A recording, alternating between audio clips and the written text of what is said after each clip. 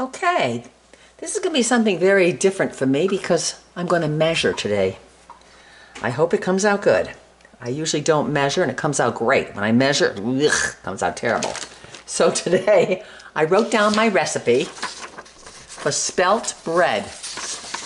I made a loaf the other day and it was absolutely delicious. And so I figured I'd make it, but I'd write it down. So let's try reading it and following the directions today. Okay.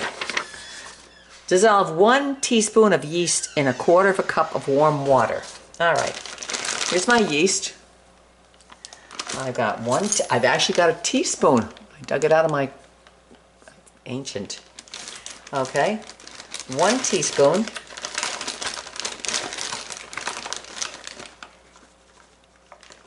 One teaspoon of yeast. And this is 1/4 cup of warm water. Okay. So far, so good. Well, I couldn't help it either, but we'll see what happens. Okay, I'm going to mix this because you got to dissolve the yeast first. Okay. Usually a teaspoon of yeast and 1/4 cup of water does the trick. Okay. Don't see any cat hair in there. We're fine. Okay. Alrighty. Next, we're going to add 1/2 cup of warm water and 1/2 cup of warm half and half. So I've got to heat my half and half, and I've got to heat my warm water. So I'm going to get 1/2 cup. Put this aside for the moment. Get a bowl, and let's get 1/2 cup of half and half. Half and half. Okay, 1/2 cup. Or if you don't want to use half and half in water, then just use a whole cup of milk. Okay, and I'm going to put 1/2 cup of water in there. 1/2 cup of water. There's 1/2 cup, it looks big. All right, I'm going to put this in the microwave just to make it warm. Baby water warm. 90 degrees is perfect for yeast. Okay, so there's my warm, just baby temperature warm, just baby bath warm. Put it in with there and mix it up. Okay, put this aside. Next, I'm going to use 2 teaspoons of maple syrup. This is real maple syrup. Not the fake stuff, real stuff. Because yeast needs something to grow on. There's 1.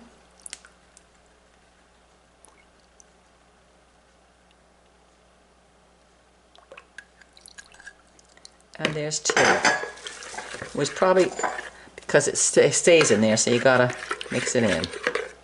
Now we need 3/4 of a teaspoon of salt.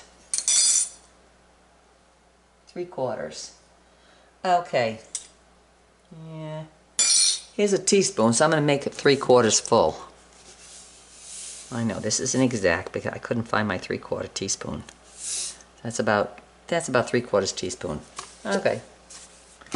I shouldn't have said about because it's not measuring it perfectly then. No, it's not. Okay. So now we're going to add 1 cup of bread flour and mix well. Here is 1 cup of bread flour.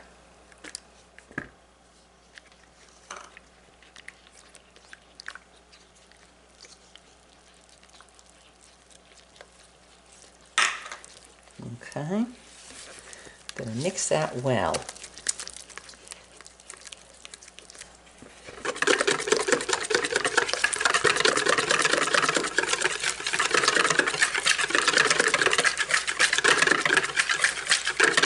Nice. Nice. Okay. Now I'm going to put 1.5 cups of spelt flour in. There's 1. And here's 1/2 cup. Spelt flour.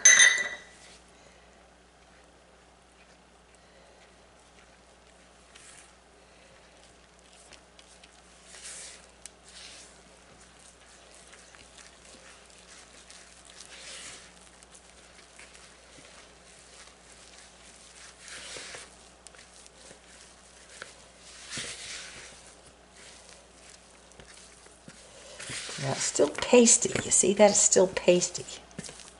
So now you gotta add enough bread flour so that it's not pasty. Okay. Now this is the approximate part. Boy, this makes a lot of dishes too when you measure, and I'm not used to doing a lot of dishes. Let me clean up this mess a little. Half a cup of bread flour. We're going to put some on here like this. And we're going to put this, not all of it, see, it's only a little bit. Put this pasty stuff in here. Yes, it's brownish,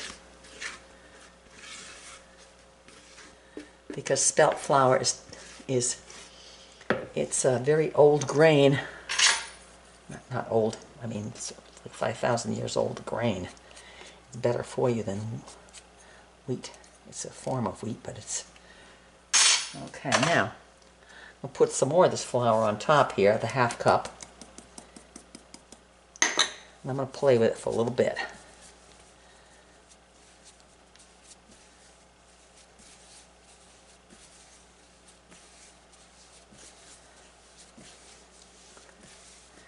Now, I don't want to have too much flour in there because it won't rise and it won't have a nice fluff to it.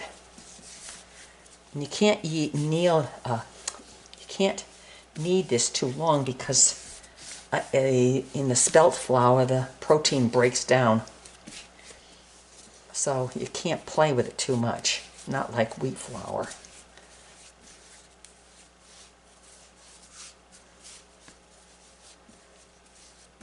No, it's got to feel about the texture of like your belly fat. Your belly fat? Does that feel like your belly? Yeah, kind of like, see, it's kind of like squishy like your belly fat.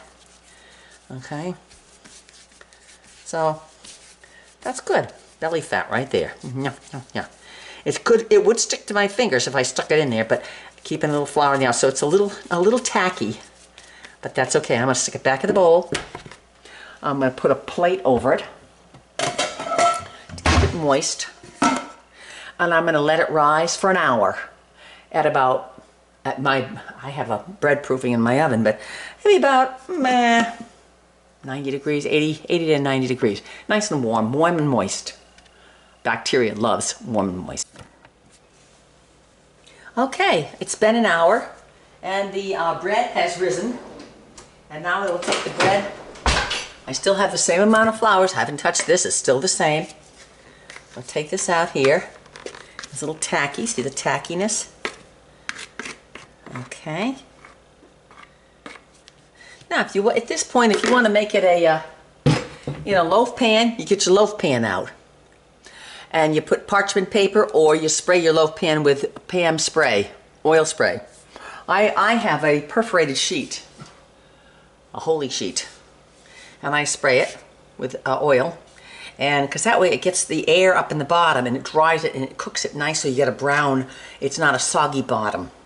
Okay? So, what I'm going to do now is I'm taking this, I'll play with it just a little bit, and I'm going to pull it together just a little bit, pick up a little flour. See, if I haven't even used a quarter of a cup of that flour. So I'm just going to bring it out a little bit. Let's push it down.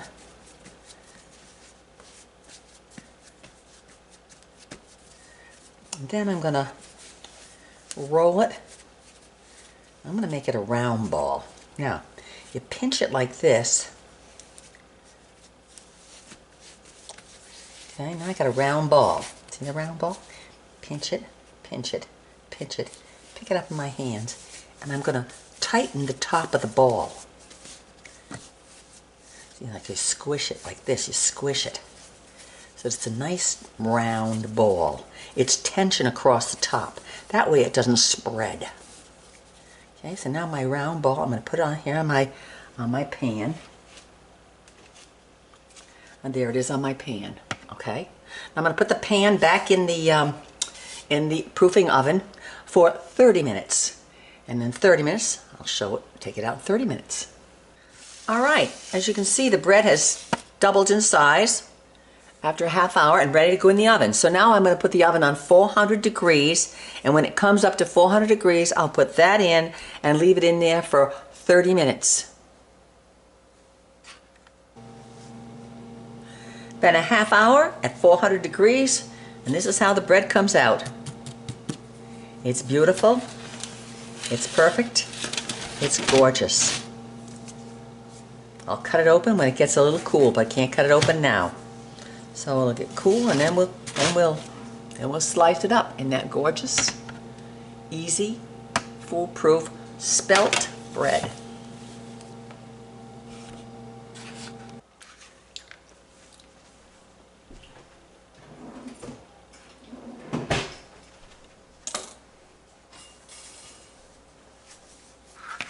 You're not supposed to slice fresh, warm bread because it's hard to slice, it crumbles. But I'm going to slice it now and show you what it looks like inside. That is absolutely beautiful. And look at that. The best piece is the end piece. Slap some butter on that, and oh my gosh, that's like heaven. Isn't that beautiful? So there it is. There's the spelt bread.